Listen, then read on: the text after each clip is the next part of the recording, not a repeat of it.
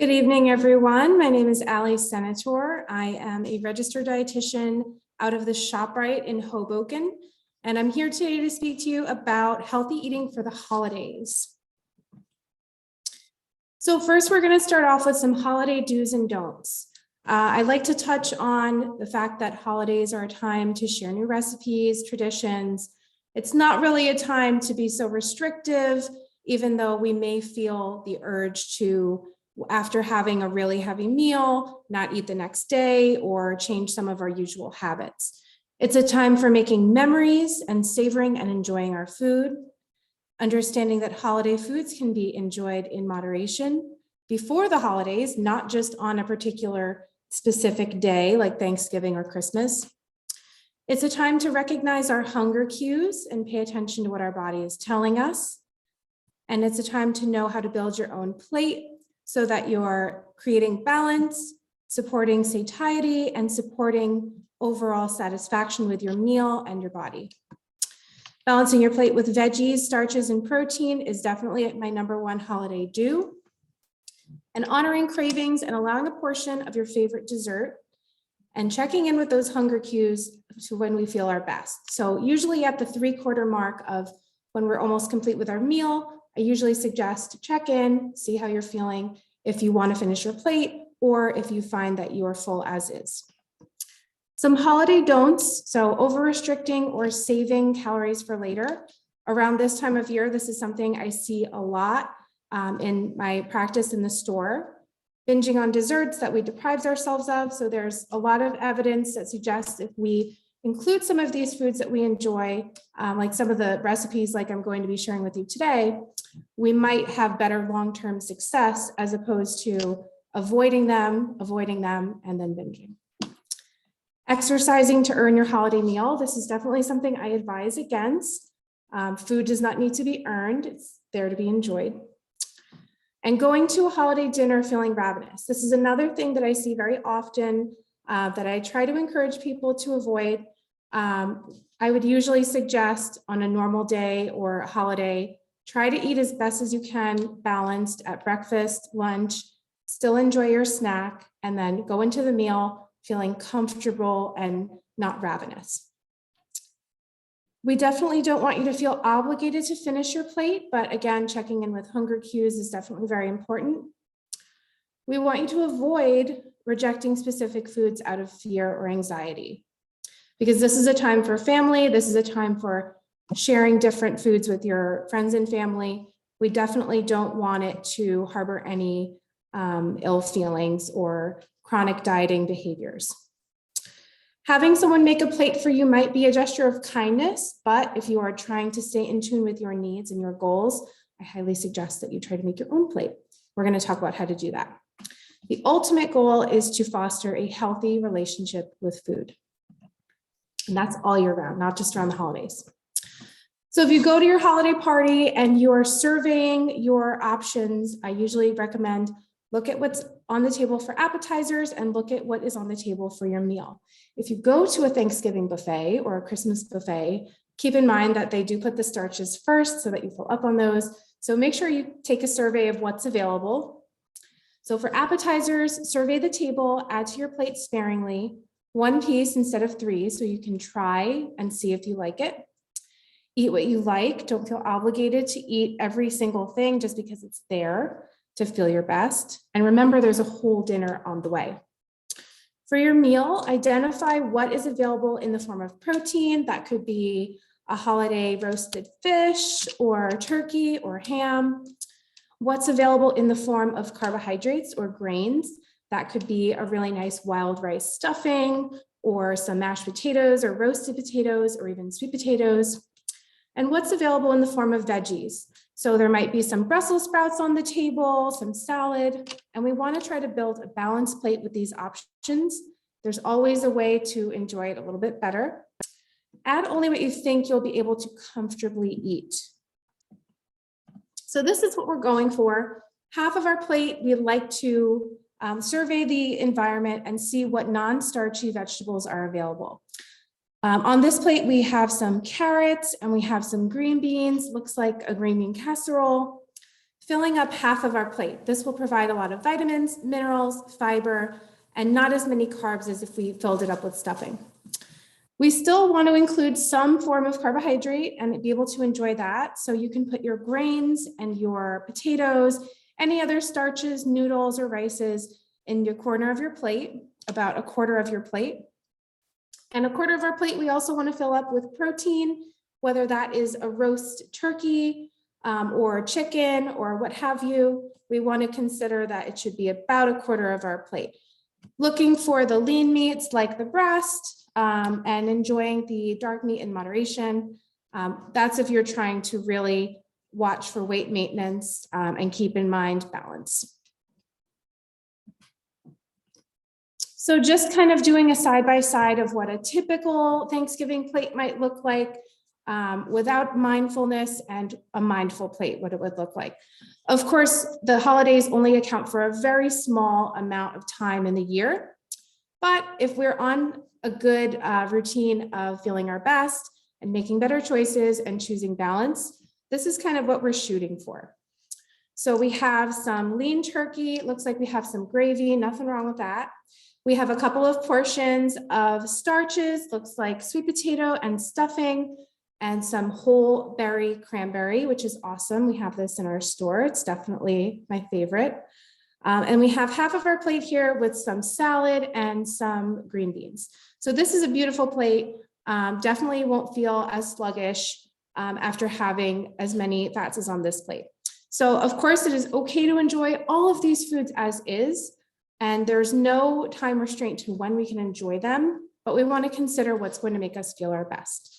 So this might make us feel a little bit better, but there is room to enjoy all of these foods in moderation all the time in a more mindful way. So I'm going to talk a little bit about portioning carbs. So I mentioned that our carbs are our rices, our pasta, potatoes, stuffing, and yams are the top carbs around this time of year. So a carb serving is about a half a cup or roughly the size of a baseball. I have a lot of sports fanatics in my family, so I speak in terms of, of baseballs. And this is also a very common eyeball measurement in dietetics. So the size of a baseball of yam, stuffing, or potato, filling up that corner of your plate. Now, you don't have to have 3 servings of these starches at this meal. If you want, you can have 2 servings and then save a baseball of Apple Crisp, if you know what I mean. So there's a way that you can be balanced with this. Usually what I suggest is have a serving, if you have app options available, of an app that has some kind of carbohydrate, have 1 portion with your meal and then leave a portion for dessert. So that way you get to enjoy everything, you're staying balanced, you're eating plenty of vegetables and plenty of protein, and you're not going overboard. Individualized needs vary on weight, height, activity level, and goals. So some people might be able to have more than 3 to 5 carb servings. It just depends on how much you're exercising, moving, how tall you are, a lot of other factors there, but generally 3 to 5 for most people. And if you are diabetic, feel free to come to my office and see me about your individualized needs. So I mentioned that the holidays account for only 1% of the days in the year. As I mentioned, it's okay to enjoy these foods as they're made, as they're intended. But for some, the holiday season can be the start of a yo-yo cycle of binging and restricting. The industry knows about this. It is why you see more teas and stuff like that on different shelves in different stores, and why you hear a lot of diet culture and language in magazines around January, December. So keeping in mind, it's important to be mindful about what we're putting on our plate, but also feel free to enjoy in moderation. So I have a slide here about timing desserts to feel our best. If you are diabetic, especially, this is important. If you're watching your blood sugar, try to give yourself a break about 2 to 3 hours before dessert to give yourself time to digest the carbohydrates from the meal. Having dessert with or right after a meal that you've already portioned out with all your carbs can cause tiredness, carb overload, and hyperglycemia. For people with diabetes, it can overwhelm the pancreas with a high need for insulin that it might not be able to make all at once at one time. We don't eat pie every day, so feel free to enjoy a slice, but keep in mind, this is something that we don't have to wait until the day of and then eat a whole bunch of it. I love this graphic. There's a dietitian that I follow that makes these really awesome graphics about mindfulness and being good and being bad and being normal. So on the left, you can see somebody went into the kitchen and they got a really tiny piece of pie, even though they probably felt like hungry for a little bit more. They might not have had enough carbs at their meal. So they might end up going back for another slice and another slice. And by the time you're finished, you're almost at 2.5 slices. On the other hand, if you just have the pie as you craved it, you will be probably satisfied with that. So another tip, you can try topping your holiday pies with crushed nuts or pairing with a protein like Fairlife double protein milks that are, you can get a non-fat or a low-fat version, helps you feel satisfied for longer. So me personally, I'd go for the smaller one, but I'd pair it with a protein and I would probably be fine with that. So staying in tune with your feelings and your needs and your cravings and keeping that balance, super important. So I'm talking a lot about hunger and fullness cues, but let's go into a little more detail. So it's really important to recognize your hunger and your fullness cues. Your healthy hunger cues will include a mild growling in the stomach, feeling of some emptiness, and some difficulty focusing. This is normal. You may be too hungry if you have some shaking or you're feeling faint. You feel more irritable than usual, which could mean you possibly could have low blood sugar, or you can't focus on anything and you're reaching for a quick source of energy like a carb. So I see this very often when people come to my office, they go without breakfast, lunch, and then they come to session and they're grabbing the quickest thing that they can eat that will make them feel okay. So this is the symptom of an unmet need. We definitely want to make sure that we include these foods throughout the day so that we aren't binging on them later. And also stomach pangs or cramping can be another indication that you're a little bit too hungry. Some healthy fullness cues, the absence of hunger cues. A loss of interest in your food. You might be feeling fuller, more complete, and you might have a little bit of slight bloating. That is totally normal. You might feel too full if you have difficulty moving around, need to unbuckle that button in your Thanksgiving trousers, and your stomach would feel completely bloated. And it's different for everybody. Some people have gastrointestinal issues also. You might feel stomach pains, and you might feel tiredness or have carb overload. So I use this a lot with people that are chronic dieters or also with kids to kind of see what your hunger scale falls on. So your holiday advantage to using this is you'll be more comfortable in the way that you're eating. We want to try to get in the range of lightly hungry to lightly satisfied to full. When we get to the ravenous part of the scale, so anywhere from 0 to 2, we're super hungry. We're probably not going to go for the thing that requires any cooking time. And when we go towards the other end of the scale, we feel stuffed. We might feel a little bit sick or nauseous, and that might affect our decisions for our future food choices, and they might not lead to good decisions. So we want to make sure that we're eating regularly, we're picking proteins, veggies, and healthy carbs in appropriate moderation, and that we're kind of falling between the 3 and the 7 here. I have 6 tips here to support good digestion. A lot of people report indigestion around this time of year. Number 1, include fiber-rich whole foods and whole grains daily. So this could be in the form of whole grain bread, and we have a huge assortment of whole grain breads in the store. It could be whole grain pasta, or even a lentil or chickpea pasta. We have fruit as a good option, always good to add some fruit, get some vitamins, minerals in addition to your fiber. And you can also do brown rice, quinoa, there's lots of other options. Staying hydrated is a really key way to support good digestion because your body requires ample amounts of water so that it can use all of the nutrition that you have coming in and metabolize all of the nutrients that you're consuming, including probiotic rich foods. I always say the gut is the window to your soul. It's not the eyes, it's the gut. So including kefir, yogurt. If you don't like dairy or you can't have dairy, we have kombucha at the store. We also have some Chobani probiotic drinks. There's lots of dairy-free options as well. And you can always speak to your doctor about taking a probiotic supplement. Limiting processed foods is key. We want to make sure that we're not overdoing it with saturated fat or sodium.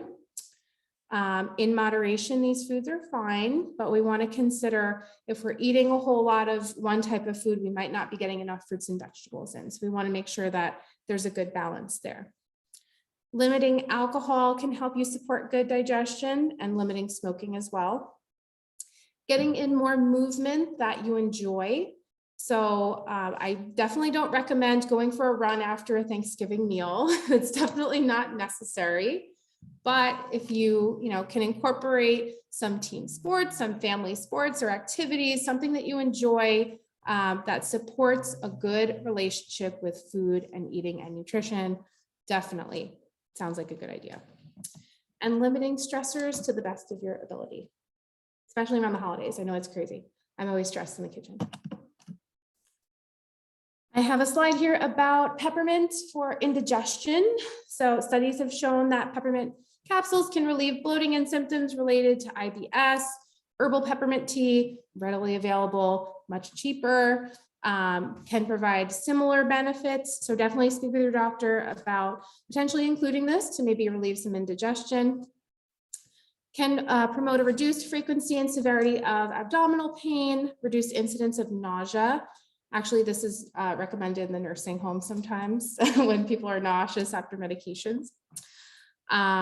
Relaxes your digestive muscles to aid in the process of digestion, and contains natural antibacterial ingredient menthol that may help fight against foodborne illnesses that support your gut health. Okay, today I changed my recipe that I did last time. Last year, virtually when we did this class, we did a Brussels sprout salad, I believe. Just gonna move this over here so you can hear me. Is that good? You can still hear me? Okay, so I'm just gonna make this recipe for you today.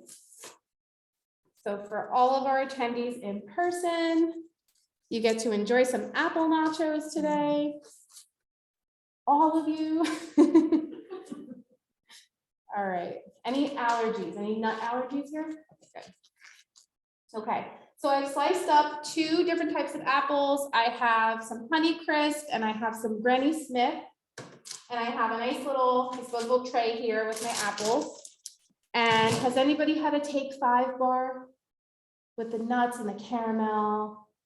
Okay, it's my favorite candy bar, and we just had Halloween. So this is my version of the Take 5. I have peanut butter, I have caramel, and this one I was comparing caramels. Don't freak out. Yes, it's caramel, but we're using a very little bit. This one is actually lower than a lot of the other ones that I saw in the store. It's not low, but always looking for something a little bit better. So I'm drizzling a little bit of caramel on my apples. I just put them out on a sheet tray. So I barely use the tablespoon.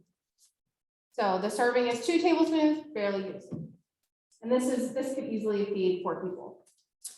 I also have, let me get this going. I also have a squeeze tube of peanut butter. You can use, if you're making this for kids and you want to be super, super safe, you can definitely use sunflower seed butter. So can you still hear me? Okay, good. So I'm just going to squeeze some of this on my apples. And you can, if you have a jar of peanut butter at home and you don't want to get like a squeeze tube, you can take it and you can put it in a squeeze bottle, or you could put it in a microwave, like take a few spoons, put it in the microwave, mix it up, like 30 seconds, drizzle it over. That might even be better. Yes. And another crucial component to the Take 5 is pretzels. So I have some gluten-free pretzels. Didn't know who was coming today. If you have any allergies. I'm just crushing them very, very specific technique here. So I have some pretzels on here. You can do this with granola and raisins and cinnamon, of course. All right. I'm actually going to put a few ones here just so it looks nice. Picture later. All right, and then the final ingredient, crunchy peanuts. So I have just roasted peanuts here. I'm going to drizzle a little bit on. I try to hit the parts that have a little bit of the peanut butter, and the caramel helps it stick. And you can pack this up, wrap it tight, keep it in the fridge to bring it to your next party. So I have apple nachos, minus the cheese. One of my favorite new things. So you can also do coconut on here. You can do chocolate chips. You can do cinnamon, cocoa nibs, hemp hearts. Since we just had Halloween, I just had to. So we're going to enjoy those. So a little bit about what we offer at ShopRite. In Sarah Supermarkets, give back to the community with free and unlimited nutrition services with registered dietitians. We offer free nutrition counseling, unlimited, one-on-one. We go over your blood work, we go over your family history, and we can help support you on your journey to get to better health with high blood pressure, diabetes, renal disease, anything you throw at us, we are there for you. We offer supermarket walkthroughs. So I help some families walk through the supermarket, make better choices for their families and their kids. We take the guesswork out of reading the label and eating healthy and choosing better products, and also introducing customers to new ones that you might not be familiar with. We also offer cooking classes, nutrition classes, and demonstrations. We're trying to bring back cooking classes in some of the stores to the best of our abilities. So keep an eye out for those at some of your other stores. And we try to address a variety of health-related topics in the community: farmers markets, senior centers, community centers, libraries, don't know why that's not there, schools, and scout troops. What ShopRite customers have gained from working with us: we are able to see lower A1C levels with better blood sugar control. That's like my #1 favorite thing when I get somebody out of the diabetic range. It's very rewarding. We can see people improve their blood pressure, weight management success, more energy, improved healthy eating behaviors, and improved satiety, decreased medications in some cases due to good nutrition management, and confident shopping experiences with more balanced meals at home. So that concludes my presentation today about healthy eating on the holidays. I hope you'll join us for the next one as well. Thank you. Any questions? We have 2 questions in the chat box. And Cool. for those of us who are watching this from home, please feel free to put any questions you have in the chat box or the Q&A, and I'm looking at both places. I'm just going to ask you to re-say the question when I ask it. Yes. Just because they can hear you much better than they can hear me. Yes. The first question: why did you say to avoid dark meat? So some of the thighs and the legs can have a lot of more fat in the dark meat, and also could have the skin from the outside. So I believe it is, and correct me if I'm wrong, I think it's like 8 grams of saturated fat for a thigh. I have to like double check, but it's a little bit more than the lean breast. It's got more fat in the muscle itself. Oh, I'm sorry. Why is it that, why did you say to avoid thighs and dark meat? Dark meat can have a little bit more fat. Thank you. And the second question, back to chat box. Do you recommend going for a walk in between dinner and dessert?